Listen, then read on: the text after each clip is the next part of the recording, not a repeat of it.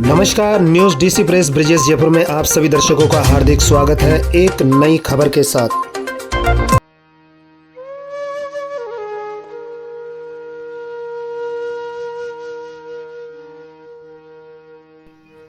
ये खबर है सत्संग प्रवचन कार्यक्रम की।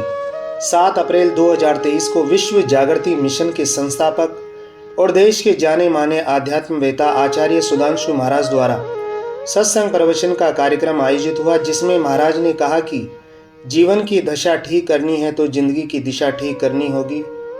व्यथा को दूर करने के लिए व्यवस्थाओं को ठीक करने की तकनीक को सीखना होगा। विश्व जागृति मिशन प्रमुख सुधांशु महाराज शुक्रवार को गुलाबी नगरी जयपुर में जवाहर नगर स्थित MPS स्कूल के तक्षशिला ऑडिटोरियम में जयपुर मंडल की ओर से आयोजित विशेष भक्ति सत्संग में बड़ी संख्या में उपस्थित श्रद्धालु और भक्तजनों को गुरुवर ने वेदों और उपनिषद की बातों को सरल व्याख्या करते हुए कहा कि धर्म का सार यही है कि हम स्वयं और अपनी संतान के लिए जैसा व्यवहार चाहते हैं, ठीक वैसा ही व्यवहार मनुष्य मात्र ही नहीं प्राणी मात्र के साथ भी करें। महाराज ने धर्म की ओर लौटने का आह्वान करते हुए कहा कि जीवन में गति तो होनी चाहिए, मगर इसकी स्टीयरिंग अपने हाथ में रहे और किसी नाजुक मोड़ पर ब्रेक कैसे लगाना है, कैसे खुद पर नियंत्रण करना है, यह कला भी आनी चाहिए जो जीवन की दशा बदलने के लिए जरूरी है। सुधांशु महाराज ने कहा कि व्यक्ति में जिंदगी की बेतहाशा गति के साथ बैलेंस करने का गुण भी होना बहुत ज़रूरी है। धार्मिक व्यक्ति को खुद पर ब्रेक लगाना आता है। महान आध्यात्मिक संत सुधांशु महाराज ने आत्म अवलोकन की सीख देते हुए कहा कि हम यह पता लगाए कि जीवन को ढंग से जी रहे हैं या ढोंग से जी रहे हैं।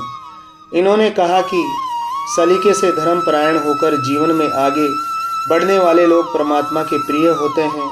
ढोंग से जिया गया जीवन खुद को भी कचोटता है और अपने और दूसरों को भी। ऐसे में जिंदगी को ढंग से जिए, ढोंग से नहीं। महाराज ने कहा कि जीवन में रिश्तों को निभाने के लिए एक दूसरे को बर्दाश्त करने के साथ बाहर की उग्रता और मन के भीतर की व्यग्रता को दूर करने के उपाय करने होंगे। आज दुनिया में अशांति की जड़ यह अंदर की व्यग्रता ही है। व्यग्रता मन की बेचैनी है, उसे दूर कर लिया जाए तो बाहर की उग्रता खुद ब खुद ठीक हो जाएगी। आचार्य श्री ने जीवन में प्रगति और सफलता के लिए 24 घंटे में कम से कम 24 मिनट परमात्मा के ध्यान में समर्पित करने, ईश्वर के संकट मोचने एवं दाता स्वरूप का स्मरण करते हुए मंदिर जाने, मंदिर में भगवान की कृपा प्राप्त करने और प्रार्थना करने के तरीकों के साथ ही पूरी तरह समर्पित होकर विधाता को नमन करने प्राणिपात के गुरु भी श्रद्धालुओं को बारीकी से समझाए। इस मौके पर विशेष रूप से पधारे महामंडलेश्वर स्वामी महेश्वरानंद स्वामी ने कहा कि कई देशों में मेरे अनुयायी मांस मदिरा का सेवन नहीं करने का प्रण लेकर शाकाहार को अपना रहे हैं, जबकि भारत में जहां शाकाहार की परंपरा रही है, लोग इन व्यसनों की ओर प्रवृत्त हो रहे हैं, जो चिंता का विषय है। कार्यक्रम में विश्व जागृति मिशन प्रमुख सुधांशु महाराज ने महामंडलेश्वर स्वामी महेश्वरानंद महाराज का साफा पहनाकर अभिनंदन किया। वहीं जयपुर मंडल के अध्यक्ष मदन लाल अग्रवाल सहित समस्त पदाधिकारियों ने गुरुदेव सुधांशु जी महाराज का नागरिक अभिनंदन किया।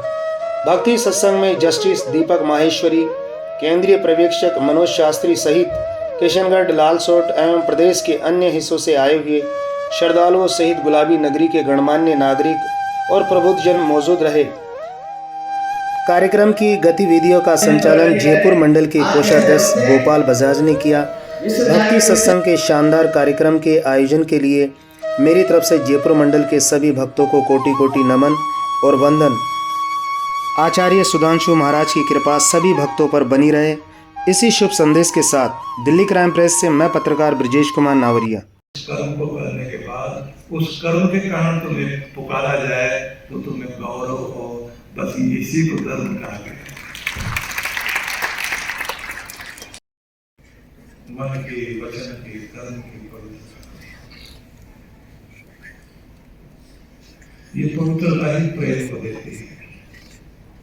जितने आप अपने रिश्तों में पवित्र रहेंगे उतने निश्चित रूप से आपके भीतर प्रेम रहेगा और कुछ भी हो बिना प्रेम के जिया नहीं जा सकता। आपका घर आपका प्रेम मंदिर है।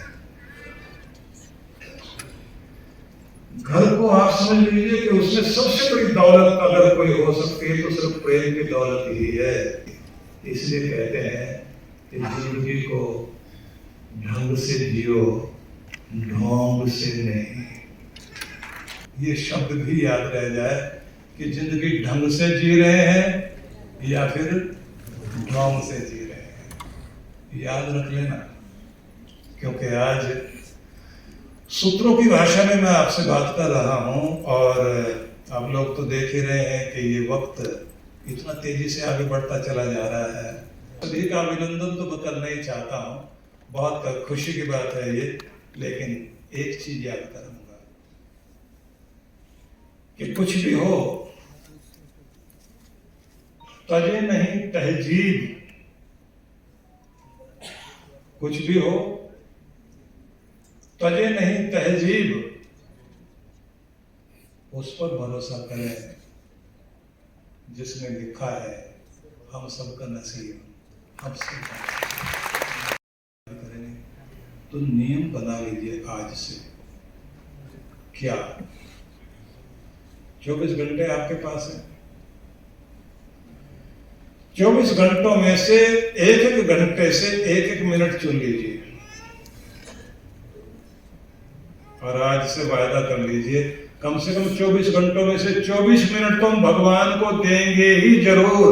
भगवान की प्रार्थना में, आराधना में, ध्यान में बैठेंगे जरूर।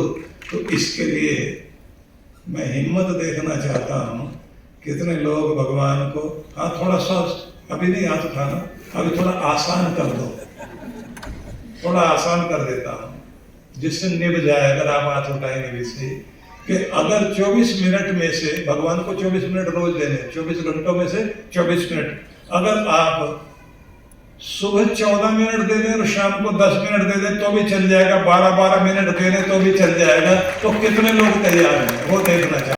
सारे तैयार हैं? आपकी बात तो मैं भी आपके लिए जोरदार ताली। अपने प्रभु को प्रणाम करना, हे प्रभु तो संकट मोचक है, मेरा हाथ भी दर्द वाली जगह पहुंचने में देर लगा सकता है पर तेरी कृपा पहुंचने में देर नहीं लगाती।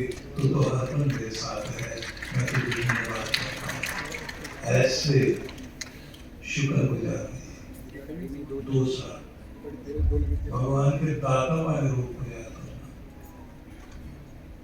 कितना दिया, कब कब दिया, कैसे दिया। देते हुए मेरे प्रभु तेरे हाथ नहीं दिखाई दिए पर तेरा दिया हुआ मुझे जरूर दिखाई दिया है। तू 1000 हाथ वाला होकर भी मुझे भरता जाता है, मैं 2 हाथ वाला तेरे दिए को संभाल नहीं पाता। मेरे प्रभु, मेरे दाता, मेरे भगवान, तेरा लाख लाख शुक्र है। तेरी बारिश होती दिखाई देती है और आसमान में ताला तो कहीं नहीं दिखाई देता, तेरा दिया हुआ जरूर दिखाई देता है। तेरे खजाने कहाँ भरे हुए हैं वो नहीं दिखाई देता। हे मेरे दाता, तुझे लाख लाख धन्यवाद और भगवान को धन्यवाद करना। ये मूड बनाने के लिए कह रहा हूँ कि प्रार्थना करने से पहले, मंदिर में जाने से पहले अपनी भाव मुद्रा बनाओ, मूड बनाओ कि जिससे जब आप भगवान के मंदिर में जाएं आप कृतज्ञता लेकर के जाएं। जो भाव करेंगे आप अपने अंदर उत्पन्न करेंगे वही भगवान तक पहुंचती है। तब आपकी प्रार्थना स्वीकार होगी, तब लगेगा आज मेरा मंदिर में जाना सार्थक हो गया। तब जब आप सिर झुकाकर प्रणाम करेंगे तो उस सजदे की बात ही कुछ और होगी, उस प्रणाम की बात ही कुछ और होगी। हमारे यहाँ इसको प्रणिपात बोलते हैं। जब आप पूरी तरह से भगवान के लिए समर्पित होकर के नमन करते हैं। मैं 2012-13 में गया तो मुझे एक बच्चा दिया उन लोगों ने कि इसको आप जो है अन्नप्राशन कराए, थोड़ा खीर खिला दे। तो बच्चा था, उसको खीर चटाने लगे तो बोले आज ये 3 महीने का हो गया बच्चा। मैंने कहा इस बच्चे को कहाँ से लाया? सुनकर बड़ा दर्द लगा। उन्होंने कहा इस बच्चे को पेट में पत्थर बांध के सूखे कुएं में कोई माँ फेंक करते थे। सवेरे लोगों ने जंगल में जाते टाइम इस बच्चे की आवाज सुनी, फिर हॉस्पिटल में रखा बच्चे को ले जाके। कई दिन रखने के बाद ये ठीक हुआ तो वहां से वे लोग, गांव के लोग जो लेकर गए थे हॉस्पिटल में, वही हमारे यहाँ छोड़ के गए। ये वही बच्चा है जो आपके हाथ से इसको खीर खिला रहे। तो मैंने उस बच्चे की तरफ देखा कि तेरी जीवनी शक्ति कितनी प्रबल है, इतनी निर्दयता और इतने बड़े दर्द का सामना करके हॉस्पिटल में भी दवाइयां इंजेक्शन लगवा के और ठीक होके आ गया। अब मैंने मेरे हाथ से खीर खा रहा है, तुझे तो भगवान की खीर खिला रहा था जो इसको इतना जिंदा रह गया। 4-6 महीने के बाद मेरे पास खबर आई कि वो बच्चा गोद दिया गया, और जिस घर में गोद दिया गया, जिन्होंने अडॉप्ट किया उस बच्चे को, वो 200 करोड़ के मालिक थे। मर्सिडीज कार में लेकर गए कि उस मां ने तो फेंक दिया, लेकिन ऊपर वाला भी तो एक मां है। उसने कहा कि क्या बेटा, तुझे उस जगह भेजता हूं जिस घर की तो रौनक बनेगा, जाते ही 200 करोड़ का मालिक बनेगा। जाते ही 200 करोड़ का। जो मुझे वो घटना डॉक्टर निर्मल ने सुनाई, जो वहां व्यवस्था देखते हैं, तो मेरी आंख में आंसू आ गए कि भगवान तेरी क्या लीला है। लेकिन मन को तसल्ली भी होती है, सेवा करके अंदर से संतुष्टि आती है। तो जहां भी मैं सेवा वाले लोग ऐसे देखता हूं तो फिर मैं उनके लिए समय निकालता हूं। इसलिए हुआ ये है कि आया था उनके लिए, फिर मेरी इच्छा हुई, मैंने अपने लोगों से इनसे कहा कि दोपहर तक मैं वहां रहूंगा, तो फिर शाम आप लोगों के लिए रहेगी। इसलिए आप लोगों के लिए आया। मेरी जीवा पर मेरे प्रभु का नाम आ रहा है, मेरा मन वचन कर्म पवित्र हो रहा है। तेरा नाम लेते ही प्रभु मेरे भीतर बहुत कुछ चेंज होता है। मैं तेरी ओर आ रहा हूँ, मुझे अपनी ओर खींचते रहना, अपने प्रेम के धागे से बांधे रखना। मैं तेरा हूँ मेरे प्यारे ईश्वर, मुझे अपने प्रेम में बांधे रखना। और नाम जपते जपते आप मंदिर की ओर जाइए। किसी से बात करते मत जाना। वो जो शांति, वो जो प्रेम, वो जो आशीर्वाद भगवान का लेकर आए हो, घर में जाते हुए उसे घर तक लेकर जाओ, दिल में रख करके। और जब आप अपने घर के सामने खड़े होते हो तो वहां अपने आशीर्वाद जो पाए हैं उनको आप फैला दो। जब आप अपने लिए कह रहे थे ना, गॉड ब्लेस मी, तो वो तो आशीर्वाद आपको मिला ही, लेकिन अब जो है God bless my home, my family, एक एक करके सबको आप वो जो पाया था वो अपने घर की तरफ ऐसे दरवाजे की तरफ देख कर ऐसे हाथ करो। और जब घर में जाए तो महसूस करो मेरा प्रेम मंदिर है, मेरे भगवान का दिया हुआ मेरा एक छोटा सा संसार, भगवान इसे खुशहाल रखना, ऐसे काम न करना। और सच में आप ऐसा करके देखिए, आपके घर का भाग्य बदलना शुरू हो जाएगा, आपका भी भाग्य बदलेगा। ये आपके उपनिषद के ऋषियों ने गुरु इतनी उदारता से उद्घोषणा कर सकता है, अपने आप को ये नहीं कहता मैं भगवान हूँ, मैं संपूर्ण हूँ। भगवत्ता के गुण उसमें आ सकते हैं, और इंसान तो सीमा में जीता, हम लिमिट में जीने वाले लोग हैं। अनलिमिटेड तो भगवान ही है ना।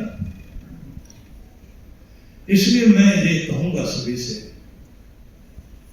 कि गुरु अगर आदेश देता है कि सत्य को कहना, सत्य बोलने के लिए, और धर्म आचरण की चीज है, धर्म कहने के लिए नहीं होता, आचरण के लिए होता है, और सीखने के लिए व्यक्ति को जीवन के अंतिम भाग तक भी तैयार रहना चाहिए। और फिर ये भी विद्या ददाति विनयम, तुम ज्ञानी हो, तुम विद्वान हो, तो अपने बड़ों को मान देना सीखो, उनके साथ विनम्रता का व्यवहार करना सीखो। बहुत बार मैं देखता हूं कि स्टेज पे हम लोग देखते हैं, हम अपने साधु सन्यासियों को मान नहीं दे पाते, बड़ा दुख लगता है देख करके। मुझे मानने वाले करोड़ों लोग हैं, लाखों लोग हैं, क्या फर्क पड़ता है अगर मेरे अंदर जो है वो विनम्रता ना हो, मैं अपने आप को कहूं तो गलत है।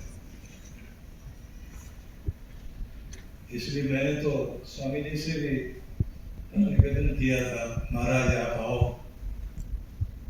देखिए इतनी आयु हो गई ना, भारत की संस्कृति, भारत का धर्म, भारत की परंपराएं देश विदेश में फैलाने वाले एक संत कार्य कर रहे हैं। अगर भारत में लौट कर आए, राजस्थान में आपने बताया इतना अच्छा पाली में आपका आश्रम है, और न जाने कहाँ कहाँ है, तो मुझे लगा शरीर जब तक है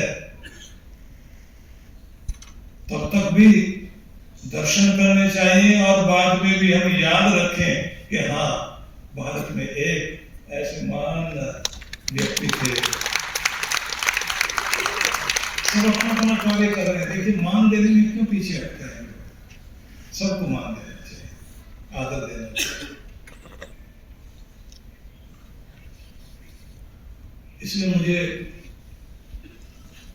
अपने साधु सन्यासियों के प्रति मान देते हुए बड़ी खुशी होती है। मैं कभी इसमें संकोच नहीं करता।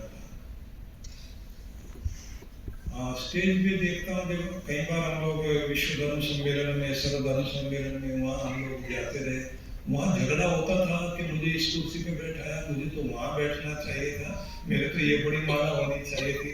तो मुझे लगता है कि ये तो वही बात हो गई। एक बहुत बड़े साधु हुए भारत में,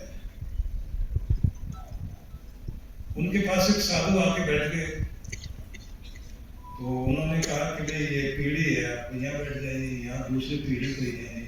बोले नहीं नहीं नहीं, हम तो बड़े हैं, इतनी छोटी जगह तो नहीं बैठे, हमको तो थोड़ा ऊपर बैठा।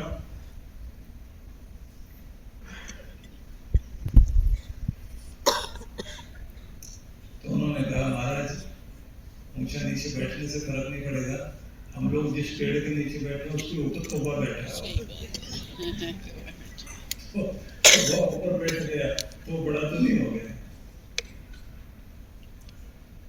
मुझे इस बात का बहुत आदर है कि स्वामी जी आए तो उन्होंने इस बात को नहीं कहा कि सिंहासन और बड़ा होता और ही ऐसा होता। बहुत सरल संत हैं, बहुत अभिनंदन, बहुत स्वागत, और आप सबके लिए बहुत सारे शुभकामनाएं। हम लोग फिर मिलेंगे, चर्चा में शामिल होंगे, और मैं जितना समय मेरे पास था उससे भी 5 मिनट ज्यादा आपको दिया है, लेकिन परमात्मा करेगा कि फिर हम लोग मिलेंगे। और राजकोट से आए हुए हमारे वे सभी जोशीले भक्त जो वहाँ गौशाला चला रहे हैं, इतना अच्छा मंडल चला रहे हैं, उनको भी बहुत बहुत बधाई। और किशनगढ़ के आए हुए सभी भक्तों को, उनको भी बहुत बहुत शुभकामनाएं। और राजस्थान के अलग अलग भागों से आए हुए सभी भक्तों को भी बहुत बहुत आशीर्वाद और शुभकामना। और जयपुर की जय तो हो ही रही है, आप सबको तो मेरी शुभकामना है ही। तो बहुत शार्ट समय, जबकि सेवा भारती के लिए भी हम धन्यवाद करेंगे कि उनकी वजह से आपका एक दिन का प्रोग्राम बना, उसके लिए भी बहुत बहुत धन्यवाद, आभार।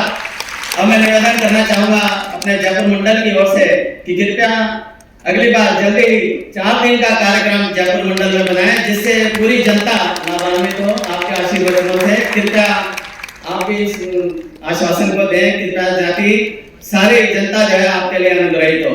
बोलिए श्री सद्गुरुदेव महाराज की जयपुर मंडल द्वारा नागरिक जब भी हमें समय मिल पाएगा मैं जयपुर के लिए पूरी कोशिश करूंगा कि स्पेशल समय भी देना पड़ा तो मैं जरूर दूंगा। आप लोग सभी कार्यकर्ता अपनी तरफ से अच्छी तैयारी करें। अभी से हो सकता है 2-4 महीने बाद समय मिले, हो सकता है थोड़ा सा ज़्यादा टाइम लग जाए, लेकिन वायदा है कि मैं आऊँगा और हम लोग चर्चा। बहुत बहुत धन्यवाद। करताल ध्वनि से आप जरा स्वागत में सुन। अब मैं आमंत्रित कर रहा हूँ श्री अनिल शर्मा जी, नागरिक अभिनंदन से पूर्व आज हमारे जयपुर मंडल के प्रधान श्री मदन लाल जी अग्रवाल जी का जन्मदिन भी है। आप गंगानी साहब, मनोज शास्त्री जी, राजकुमार अग्रवाल जी कृपया मंच पर आए, उनको माला पहनाए और शाल उड़ाकर उनका स्वागत अभिनंदन करेंगे।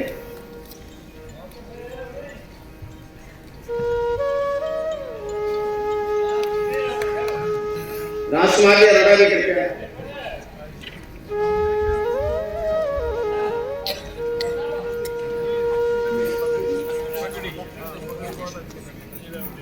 महामंडलेश्वर ज्ञानेश्वर पुरी जी का भी स्वागत अभिनंदन कृपया करता ध्वनि से आप कृपया मंच पर हैं।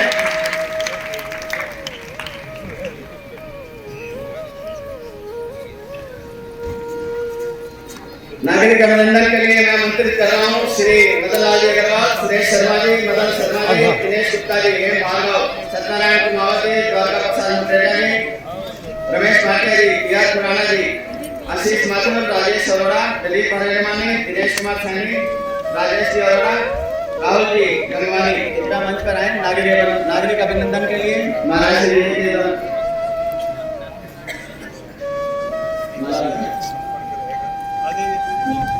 जयपुर मंडल की गतिविधियों के लिए भी एक पत्रक जारी किया है जो कि सैन साहब द्वारा तैयार किया गया है, उनका भी विमोचन महाराज श्री जी द्वारा किया जा रहा है।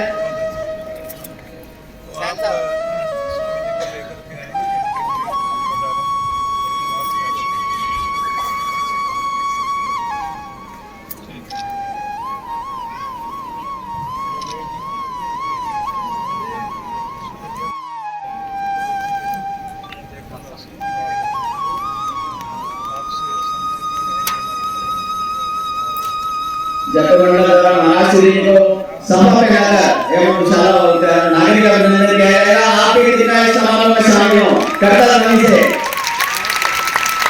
और मुझे आशा है जो विश्वास है महाराज श्री जी अगली बार 4 दिन का कार्यक्रम हमें अवश्य देंगे, इसके लिए एक बार करताल ध्वनि से नागरिक अभिनंदन।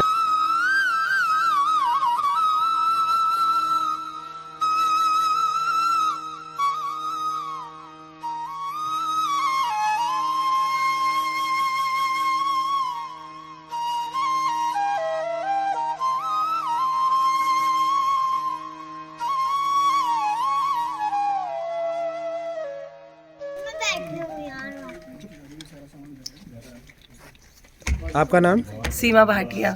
सीमा जी, आज जो यहाँ ये कार्यक्रम हुआ सत्संग का, इस कार्यक्रम के माध्यम से आप क्या संदेश देना चाहते हैं? कि आज गुरुजी आए, हम बहुत ज़्यादा प्रसन्न हैं और अचानक गुरुजी का प्रोग्राम बना हमारे आग्रह से, और ये गुरुजी की कृपा सब पे बनी रहे, यही मेरी विनती है और यही मेरा आग्रह है।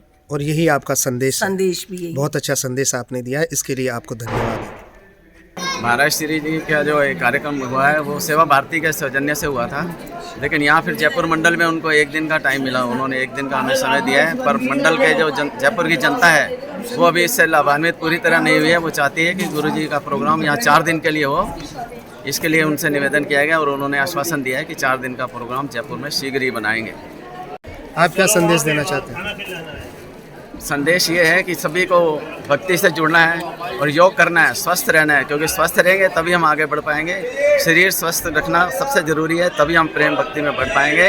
और अपने के लिए नहीं, अपनों के लिए अपने को काम करना चाहिए। अच्छा, योग भी करें और भक्ति भी करें। हाँ जी, बहुत अच्छा संदेश दिया, इसके लिए मैं आपको धन्यवाद देता हूँ।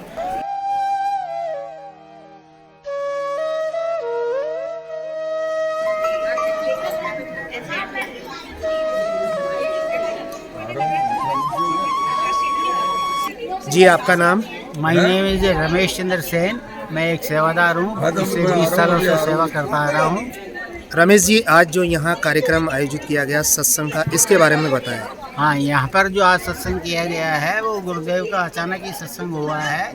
सेवा भारतीयों के निमंत्रण के ऊपर गुरुदेव वहाँ से उनको आए थे और उसके पश्चात वहाँ पर जो कार्यक्रम था 6 और 7 तारीख का था, इन्होंने उद्घाटन किया। वहाँ चीफ गेस्ट बन के आए थे। हमने गुरुदेव से निवेदन किया कि कृपया आप जब आए हैं तो जयपुर की जनता, जयपुर के जितने भक्त हैं वो सब आपके दर्शन और आशीर्वाद चाहते हैं, तो थोड़ा सा समय निकाल करके हमारे को मतलब आनंदित करिए। तो हमारी वो स्वीकार करनी उन्होंने जो भी थी। और ये ऑडिटोरियम में हमने 7 तारीख को 5 बजे से 7 बजे तक जो एमपीएस स्कूल जवाहरनगर में है वहाँ पर हजारों भक्तों ने आकर यहाँ लाभ उठाया है। जी बहुत बहुत धन्यवाद आपकी कार्यकारिणी को, जो आपने आग्रह किया महाराज से, क्योंकि महाराज सेवा भारती के कार्यक्रम में आए हुए थे, लेकिन आपके आग्रह को स्वीकार करते हुए आज जयपुर की जनता को सत्संग का लाभ मिला। इसके लिए आपको धन्यवाद, आपकी पूरी कार्यकारिणी को धन्यवाद। सत्संग के कार्यक्रम इसी प्रकार से जयपुर शहर में होते रहे। आदरणीय पत्रकार महोदय, मैं यहाँ पर एक बात और बताना आपको चाहूँगा कि जयपुर शहर के अंदर 6000 से भी अधिक भक्त सेवादार हैं जो गुरुदेव को मानते हैं, दिल से उनकी भावनाएं हैं अच्छी और श्रद्धा और भावना रखते हैं। और इसके जयपुर के अंदर एक विशेष मंदिर बनाया गया, मंदिर है सोमेश्वर महादेव मंदिर। वहाँ पर प्रत्येक रविवार को हवन होता है, भजन होता है, सत्संग होता है और भंडारा जो चल रहा है वो निःशुल्क किया जाता है पिछले हर रविवार को। और उसके अंदर जो कार्यक्रम हम लोगों ने नया जो चला रखा है उसके अंदर पारिवारिक सत्संग का आयोजन अभी तक हमारे आपनों परिवार सदस्य ने, उनके भक्तों ने भजन, सत्संग और भंडारा वो वहीं पर हर घर के अंदर जा कर के करते हैं। अभी तक 1151 कंप्लीट कर चुके हैं, जो कि एक कीर्तिमान है हमारे लिए। इसी तरह से सभी को मतलब प्रचार और प्रसार के लिए हमने यहाँ पर सभी सदस्यों को हमने जो कार्य किए हैं, चाहे सेवा का कार्य किया है, चाहे पशु की सेवा है, चाहे मनुष्य की सेवा है, सामाजिक सेवा है, चाहे अनाथाश्रम की, वृद्धाश्रमों की, और ये सारी चीज़ें हमने यहाँ पर करते आ रहे हैं। और ये पिछले 20 सालों से चलता आ रहा है। और श्रद्धा पर्व का एक विशेष कार्यक्रम हम भी 2 अक्टूबर को मनाना जा रहे हैं। और उससे पहले 2 मई को उल्लास पर्व जो गुरुदेव का जन्मदिन है वो भी हम बड़े धूमधाम से यहाँ मना रहे हैं। और गुरु पूर्णिमा का पर्व तो हमेशा ऑल ओवर वर्ल्ड में मनाया जाता है, जितनी भी ब्रांचेज हैं, जो 86 ब्रांचेज हैं। तो 2 अक्टूबर को विशेष जो श्रद्धा पर्व हम मना रहे हैं, बच्चों में जो अच्छे संस्कार डले हैं उनके द्वारा उनको बुला करके हम उनकी मतलब पाँव छुआते हैं, अपने माता पिता के, उनकी आरती उतरवाते हैं उन्हीं के द्वारा, और माता पिताओं की सेवा करने का संकल्प उनसे दिलवाते हैं। और उस अच्छे संस्कार पढ़ने के लिए हर बच्चे इसमें भाग लेते हैं 2 अक्टूबर को। और बड़े बड़े सम्मानित व्यक्ति, सम्राट व्यक्ति जो जयपुर शहर के अंदर है, बड़े बड़े डॉक्टर्स आते हैं। और अभी पिछले 75 आदमियों का हमने सम्मान किया था, सभी को बुला करके अपने मंदिर प्रांगण के अंदर। सोमेश्वर महादेव मंदिर 634 आदर्श नगर 20 दुकान पे स्थित है। वहाँ पर सारा कार्य ये होता है। उसका एक विशाल जो भी है प्रचार प्रसार करने का हमारा ध्येय है, ज़्यादा से ज़्यादा मेंबर हम बना सकें। आपके मंडल के द्वारा जो भी ये सेवा के कार्य किए जा रहे हैं, भक्ति को लेकर कार्य किए जा रहे हैं, इन सभी के लिए मैं आपको और आपकी पूरे मंडल के सदस्यों को धन्यवाद देता हूं, जो इस सत्कर्म के कार्य से जुड़े हुए हैं। सत्कर्म जीवन में होना बहुत ज़रूरी है, उसी से मनुष्य का जीवन सफल होता है। इसी प्रकार के आयोजन आप करते रहें। इसी शुभ संदेश के साथ दिल्ली क्राइम प्रेस से मैं पत्रकार ब्रजेश कुमार नावरिया, धन्यवाद। बोले सदगुरुदेव महाराज की जय, आनंद कंद भगवान की